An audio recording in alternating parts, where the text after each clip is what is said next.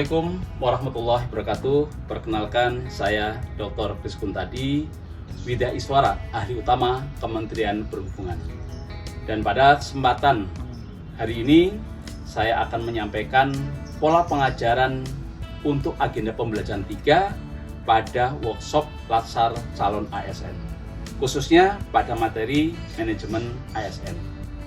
Di mana untuk materi ini kita akan ada 3 jam pelajaran, di mana dalam 3 jam pelajaran ini cukup banyak materi-materi yang akan kita bahas, di mana yang pertama adalah materi pokoknya adalah kedudukan ASN.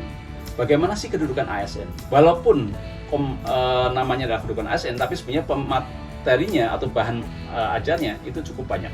Yang pertama adalah kedudukan ASN.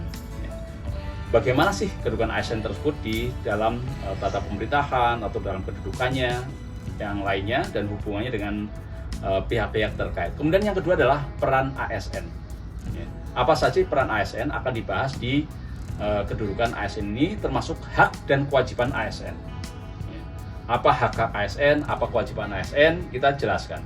Nah, ada kode etik dan termasuk code of conduct atau pedoman perilaku atau kode perilaku untuk ASN. Yang berikutnya adalah konsep sistem merit dan dalam pengelolaan ASN, dan terakhir adalah kelembagaan dan jaminan sistem merit dalam pengelolaan ASN. Ini adalah materi untuk kedudukan ASN, peran dan hak kewajibannya. Dan ini ada 2 jam pelajaran ya. Kemudian yang materi kedua itu adalah mekanisme pengelolaan ASN. Di mana mekanisme pengelolaan ASN itu waktunya hanya 1 jam pelajaran, sehingga itu harus sangat tight ya untuk mengatur waktu tersebut, di mana materinya ini cukup banyak ya. Pertama, masalah manajemen ASN atau manajemen PNS ya. Kemudian kedua, manajemen PPPK ya. Pegawai pemerintah dengan perjanjian khusus ya. Termasuk nanti bagaimana pengisian jabatan pimpinan tinggi, baik pimpinan tinggi utama, pimpinan tinggi madya, pimpinan tinggi muda. Ya, ini termasuk bahasan dalam mekanisme pengelolaan ASN. Kemudian ada juga bagaimana ketika seorang ASN menjadi pejabat negara. Ya, bagaimana pengaturannya, bagaimana kepegawaiannya, ya. Dan berikutnya adalah masalah organisasi. Ya, bagaimana sih organisasi ASN, bagaimana organisasi pemerintahan. Dan berikutnya lagi ada masalah sistem informasi ASN. Apa sih yang bisa kita masuk ke dalam sistem informasi tadi? Bagaimana pola kepegawaiannya? Bagaimana pola pendidikannya? Nah, itu dibahas di dalam sistem informasi ASN. Dan tentunya ketika ada sengketa-sengketa, maka itu harus diselesaikan.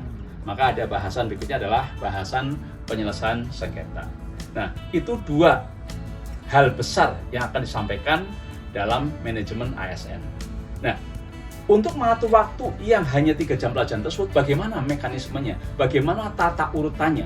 Ya. Nah, kita akan coba membahas tata urutan dalam pengajaran. Tentunya dalam pengajaran pertama itu adalah harus ada pendahuluan. Ya. Jadi sebelum masuk tentunya bagaimana mereka sudah bersama dengan kita. Ya.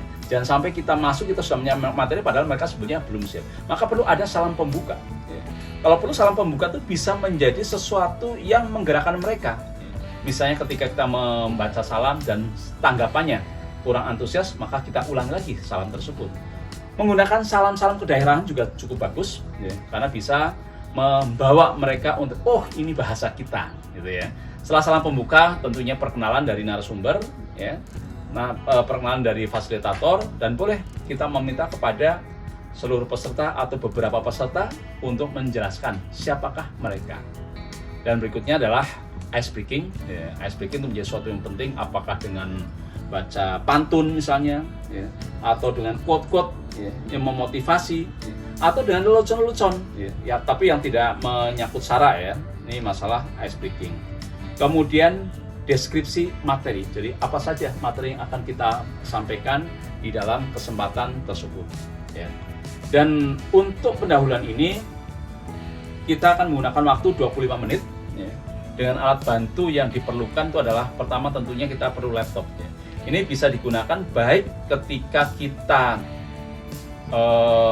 virtual ya, daring, ataupun ketika kita luring, kita pertemuan di kelas. Ini kita perlu laptop, bantai yang tentunya perlu.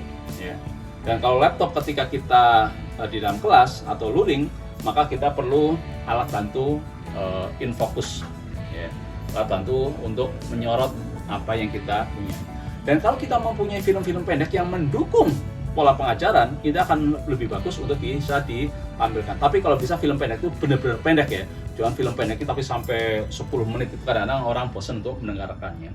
Nah, aplikasi-aplikasi untuk kuis ya, ini penting, apalagi ketika virtual, sehingga si peserta itu merasa dilibatkan di dalam pengajaran tadi. Atau bisa juga kalau kita pakai Zoom, kolom chat ya, mereka menjawab, kita kasih pertanyaan kemudian mereka menjawab di kolom chat tersebut. Misalnya asalnya mereka dari mana atau hobinya apa, itu bisa dilakukan di situ. Nah, kita bisa menggunakan mentimeter.com, bisa menggunakan Quizzes, bisa menggunakan Kahoot. Ini aplikasi-aplikasi yang bisa digunakan untuk membantu pola pengajaran kita ya. Setelah pendahuluan, kita masuk ke materi ya. Materi pertama, ini kita pertama tentunya menjelaskan dulu materi itu apa ya. Jadi terkait tugas, kemudian kedudukan, fungsi ASN, itu dijelaskan materinya. Nah, setelah penjelasan materi, kita bagi kelompok ya. Kelompok ini tidak harus fix ya, tetapi kita bisa deliver pertanyaan-pertanyaan ya. Karena waktu yang dibutuhkan itu sekitar 30 menit untuk penyampaian materi yang pertama ini ya. Kemudian kita berikan tugas bagi si peserta, dan kemudian kita bahas jawaban dari si peserta tersebut ya. Kemudian berikutnya adalah materi kedua. Penyampaian materi kedua, pertama tentunya menjelaskan materinya. Materinya apa saja ya, yang tadi kita sampaikan di depan ya. Setelah kita jelaskan materinya, kemudian tak sama, kita juga bagi kelompok ya. Bagi kelompok, kemudian kita kasih tugas mereka masing-masing. Tentunya setelah pemberian tugas tadi dibahas ya. Dibahas, kemudian diberikan masukan, sehingga si fasilitator itu tidak diam ya, tetapi menggali ya kelompok-kelompok tertentu yang misalnya ada peserta yang kurang aktif, maka kita bisa pancing untuk bisa menyampaikan pendapatnya. Sehingga kelas itu akan hidup ya.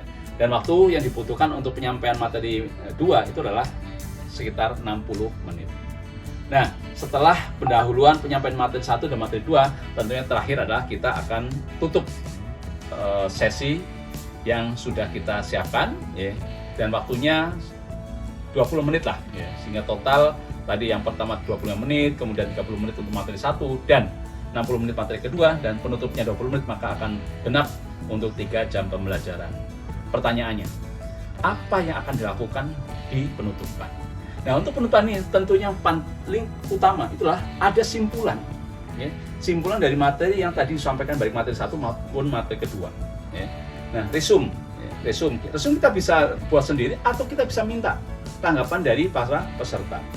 Nah, setelah resume ada, kita evaluasi ya. Mungkin kita berikan quiz ya, atau kita berikan soal-soal terbuka ya, untuk bisa memberikan apakah peserta itu sudah memahami atau belum ya. Dan terakhir, quote-quote yang bersifat motivasi ya, ini saya pikir cukup bagus ya. Kemudian ucapan terima kasih itu juga menjadi sesuatu yang sangat wajib, termasuk permintaan maaf dari fasilitator karena bisa jadi ada sesuatu yang kurang pas disampaikan. Saya mempunyai satu quote yang biasanya saya tutup untuk materi-materi tertentu, yaitu leadership is not out there, it is in you. Bahwa kepemimpinan itu bukan karena faktor luar, tapi karena kita mau. Adanya suatu hujan tidak akan menyurutkan niat kita untuk keluar rumah. Adanya angin tidak menyurutkan kita, ataupun adanya tantangan, adanya hambatan itu tidak menyurutkan kita untuk berhenti. Karena orang yang tangguh adalah bukan orang yang tidak pernah jatuh, tapi yang dia senantiasa akan bangkit walaupun berapa kali pun jatuh. Tapi itu yang bisa kami sampaikan. Allahul muwaffiq ila aqwamit thoriq. Assalamualaikum warahmatullahi wabarakatuh.